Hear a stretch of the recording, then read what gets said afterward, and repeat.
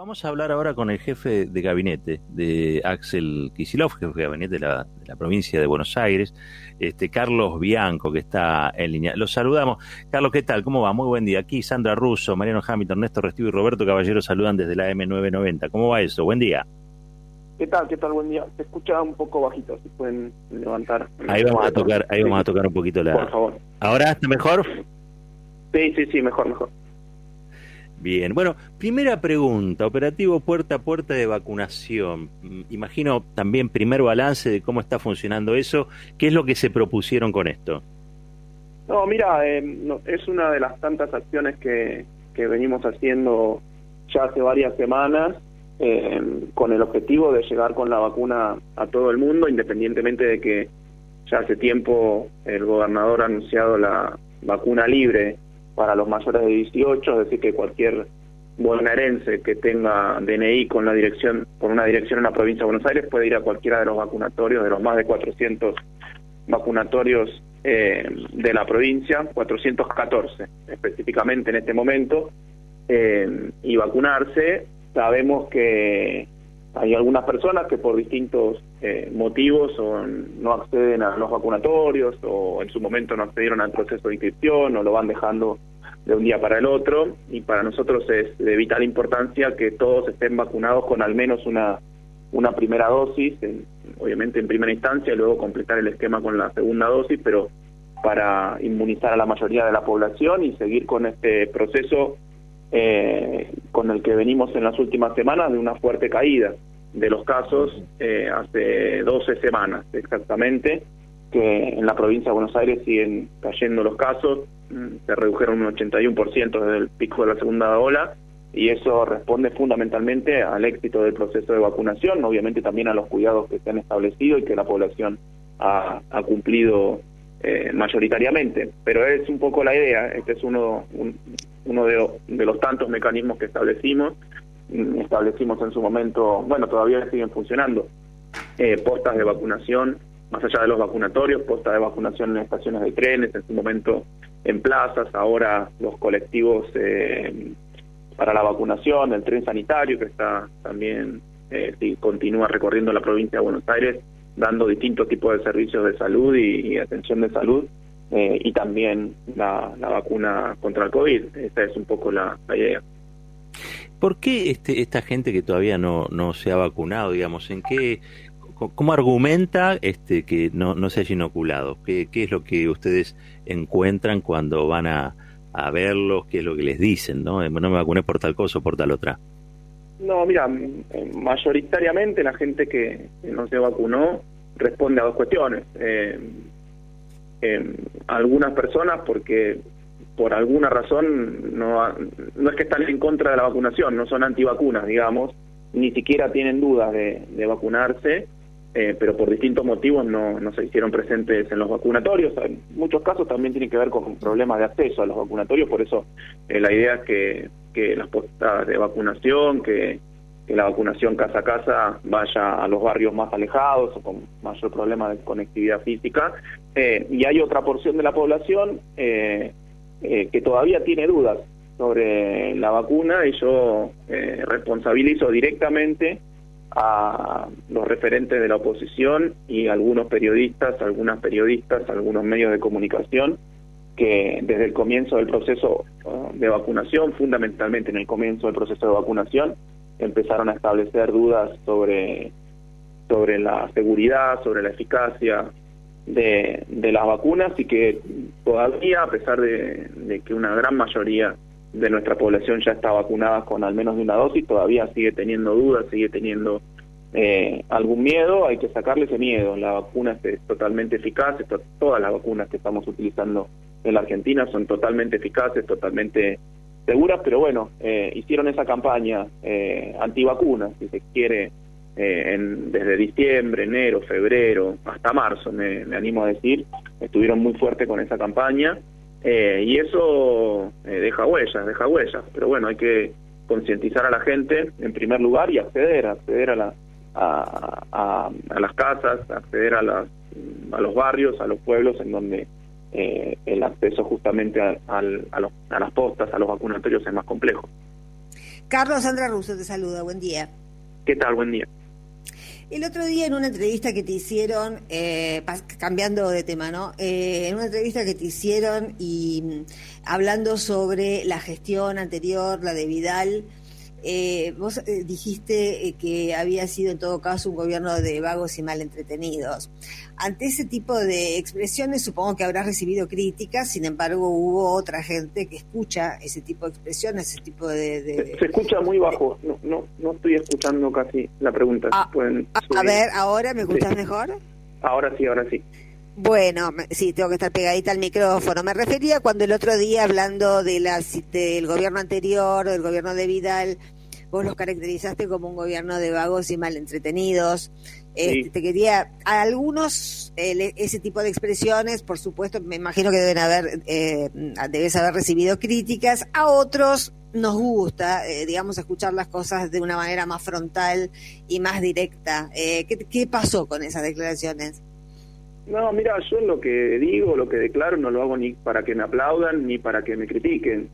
Digo la verdad. Me preguntaron por unas declaraciones de Vidal sobre el gobierno actual de la provincia de Buenos Aires, que yo no la escuché, pero me comentó el periodista o la periodista que me había consultado, que había dicho que este era un gobierno de excusas, y la verdad que me extraña que diga que este es un gobierno de excusas cuando venimos llevando adelante una pandemia, cosa que ningún otro gobierno que tengamos memoria tiene que haber enfrentado, el gobierno nacional, el gobierno provincial y los 135 gobiernos municipales, que es una situación extrema además, para la cual no hay un manual sobre cómo actuar, que se suma a la crisis económica, social y de todo tipo y especie que nos encontramos en la provincia de Buenos Aires. La verdad que nosotros no dimos ninguna excusa, nosotros nos levantamos todos los días temprano, venimos a laburar a nuestro despacho, empujamos la gestión como corresponde y mucho más en una situación de urgencia, una situación de emergencia como tenemos. Solamente lo comparé con lo que hacía el anterior gobierno,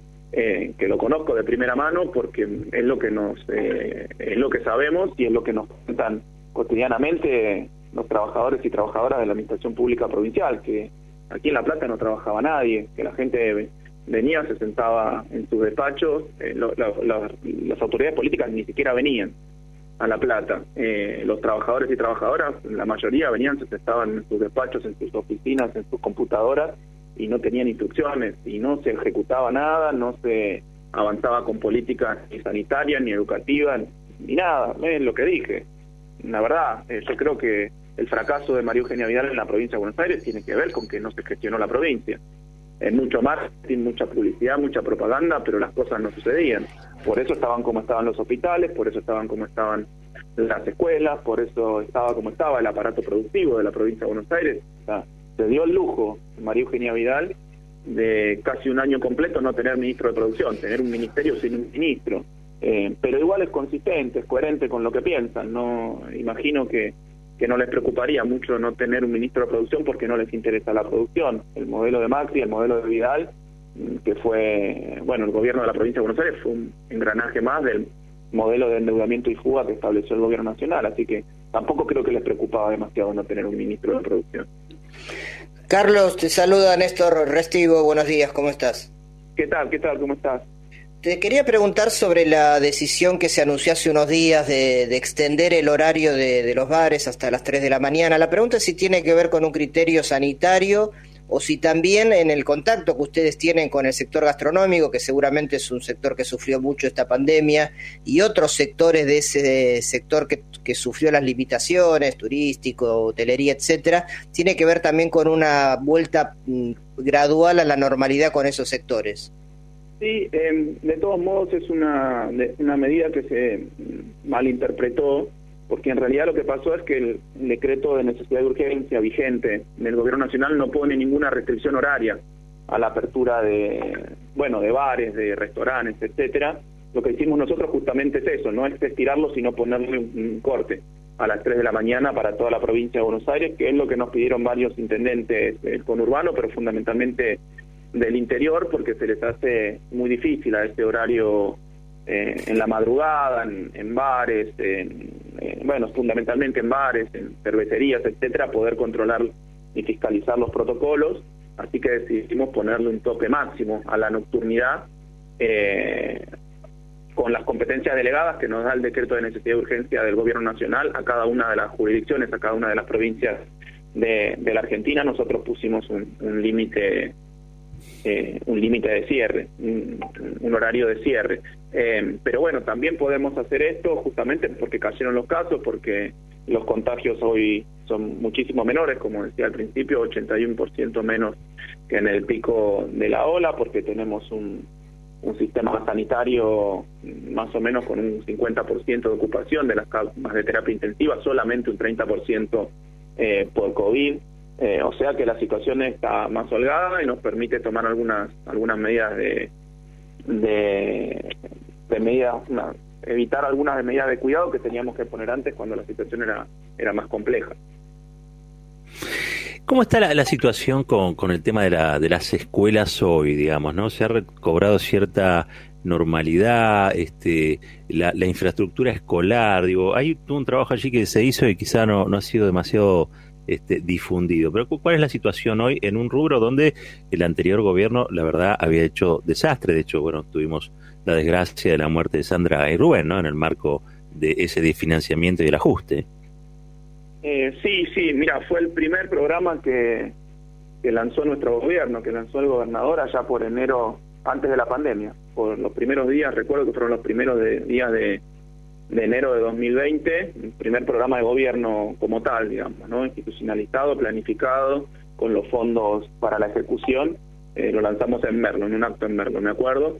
El Plan Escuelas a la Obra, que lleva adelante nuestra ministra Agustina Vila, nuestra directora general de Cultura y Educación, y que tenía como objetivo, en primer momento, reparar, refaccionar todas aquellas escuelas que tenían riesgo de comienzo de las clases y después continuar con el resto. A este momento ya llevamos más de 3.100 escuelas refaccionadas en toda la provincia de Buenos Aires, de un total aproximado de unos 15.000 establecimientos. Obviamente arrancamos por las situaciones más críticas para justamente evitar cualquier accidente, cualquier tragedia.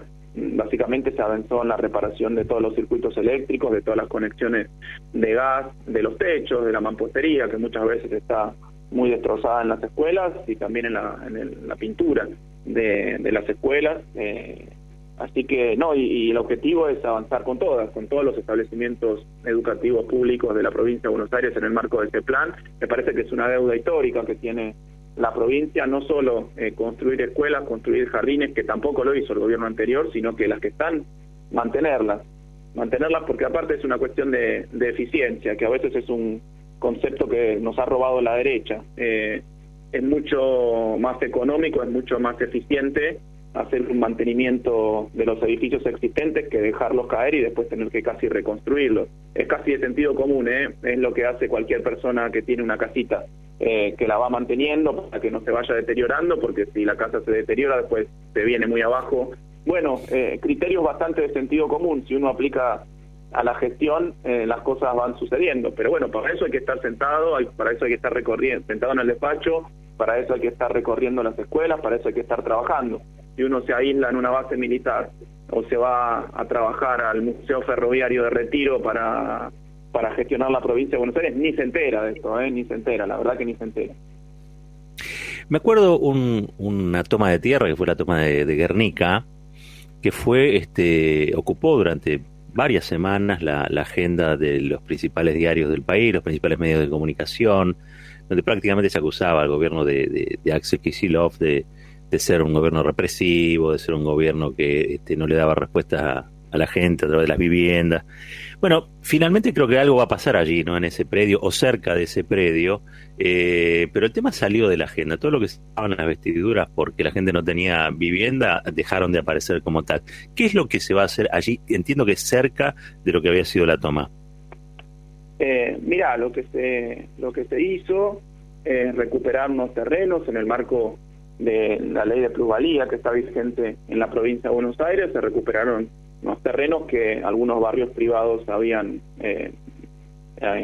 puesto en construcción y tenían que entregar una parte de esos terrenos para la construcción de viviendas sociales. En primer lugar, lo que se hizo es recuperar esos terrenos y ahora se está avanzando con la apertura de calles, con los loteos, para empezar a avanzar con la construcción viviendas, que es lo que dijimos en un primer momento. Eso implica distintas gestiones que tienen que ver con los actos ambientales, con los actos hidráulicos, etcétera. Se está avanzando en ese sentido para cuanto antes avanzar con la construcción de vivienda, mientras además se avanza muy rápidamente en toda la provincia de Buenos Aires con construcción de nuevas viviendas sociales en conjunto con el Ministerio de Vivienda y Hábitat de la Nación, que conduce el ministro Jorge Ferraresi, nuestro ministro de Obras y Servicios Públicos, Agustín Simone, con nuestra ministra de Gobierno, que está a cargo de nuestra Unidad Provincial de Tierra y Vivienda, Teresa García. La verdad que se ha conformado un equipo que viene avanzando muy rápidamente para poder empezar a dar una solución estructural a un problema de muchos años que tiene la provincia de Buenos Aires, que se vio profundizado durante los años del gobierno de Eugenia Vidal. Se hacían solamente, aproximadamente se hicieron en promedio unas 2.000 viviendas por año, cuando había habido años de las anteriores gestiones de Cristina Fernández de Kirchner, que se llegó a construir en la provincia de Buenos Aires hasta 10.000 viviendas sociales, que ese es nuestro objetivo, volver a esos números, volver a esos parámetros para empezar a dar solución a este problema histórico de la provincia de Buenos Aires. La última, Carlos, si tiene que ver con el auto. ¿Dónde está el auto de la campaña? ¿Lo tenés todavía? Acá, ¿Lo han vendido? Acá en el estacionamiento, en el playón de la Casa de Gobierno. Sigue siendo mi auto particular, es el auto en el que me muevo durante los fines de semana. Obviamente cuando hago actividades oficiales me muevo con el auto oficial de la Gobernación, pero cuando son actividades personales y particulares, como corresponde, me muevo en mi auto particular. Pero le cambiaste la correa de distribución, algo le debes haber hecho. Porque digo... Sí, tiene hecho todos los servicios en tiempo y forma. Cada 10.000 kilómetros se hace la revisión completa. Como te decía antes, si uno le hace mantenimiento a las casas, a las escuelas, a los autos, las cosas duran y es más económico inclusive. Un abrazo grande. Muchísimas gracias por este tiempo en la mañana de la 990. A ustedes, un gran abrazo.